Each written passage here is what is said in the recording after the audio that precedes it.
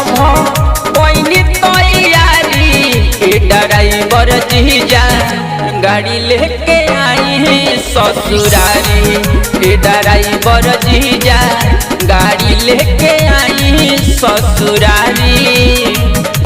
चढ़ता सावन काले पहिला सोमारी ड्राइवर जीजा गाड़ी लेके आई ससुरारी ड्राइवर जीजा गाड़ी लेके आई ससुरारी।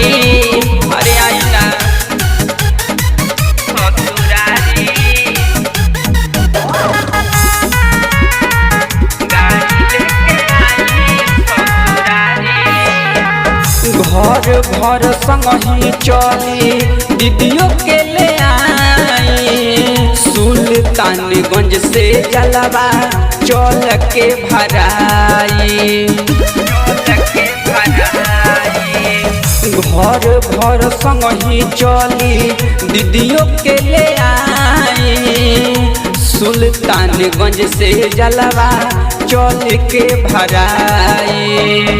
करी ना बहाना कवनो बतिया नटारी ड्राइवर जीजा गाड़ी लेके आई ससुरारी ड्राइवर जीजा गाड़ी लेके आई ससुरारी।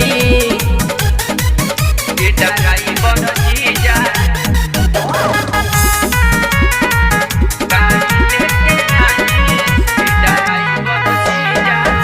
जीजा सुमित हम तो सब कुछ जुटवनी निखिल बाबा से कामर मंगवनी। जीजा सुमित हम तो सब कुछ जुटवनी करण ऋषिराज से हम कामर मंगवनी।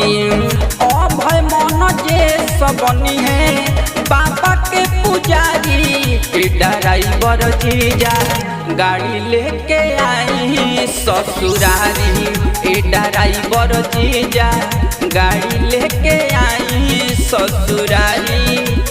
जल्दी आई।